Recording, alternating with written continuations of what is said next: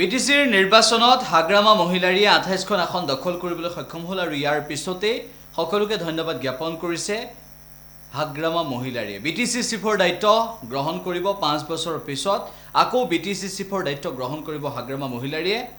উল্লেখ্য যে চৰকাৰ গঠন কৰিবলৈ পৰিষদ গঠন কৰিবলৈ তৎপৰতা ইতিমধ্যে অৱলম্বন কৰিছে মুখ্যমন্ত্ৰী ডক্টৰ হিমন্ত বিশ্ব শৰ্মা উপস্থিত থাকিব হাগ্ৰামা মহিলাৰীৰ শপত গ্ৰহণ অনুষ্ঠানত। ইলেক্টেড MCLA বা আমাৰ MLA ex MLA বা ex CM সকলোকে মই স্বাগতম জনাইছোঁ। যেহেতু যোৱাকালি BPF দলৰ যিটো ৰিজাল্ট সকলোৱে গম পাইছে, যোৱাকালি যিটো BTC নিৰ্বাচনৰ ৰিজাল্ট সেইটো চবেই গম পাইছে যে আমি BPF দল হিচাপে 28 সিটত আমি বিজয়ী হৈছে।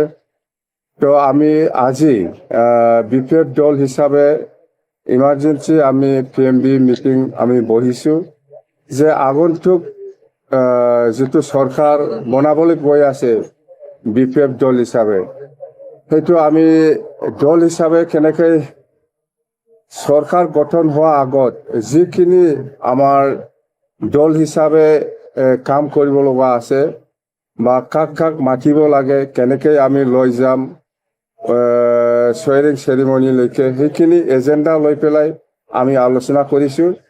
জাষ্ট আপোনালোকক মই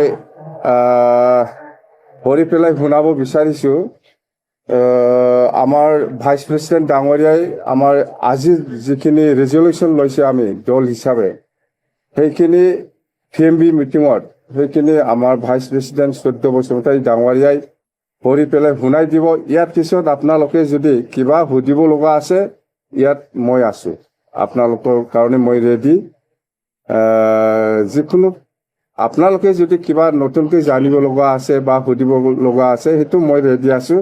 মুঠতে আজি PMB মিটিঙত যিখিনি আমি ৰেজলিউশ্যন লৈছে, সিদ্ধান্ত লৈছে, সেইখিনি কথাটো ৰিটেন আমি আপোনালোকক আমি কপি দিম আৰু ইয়াৰ আগতে পঢ়ি পেলাই শুনাবৰ কাৰণে মই সত্য বসুমতাৰী ডাঙৰীয়াক মই অনুৰোধ জনাইছোঁ।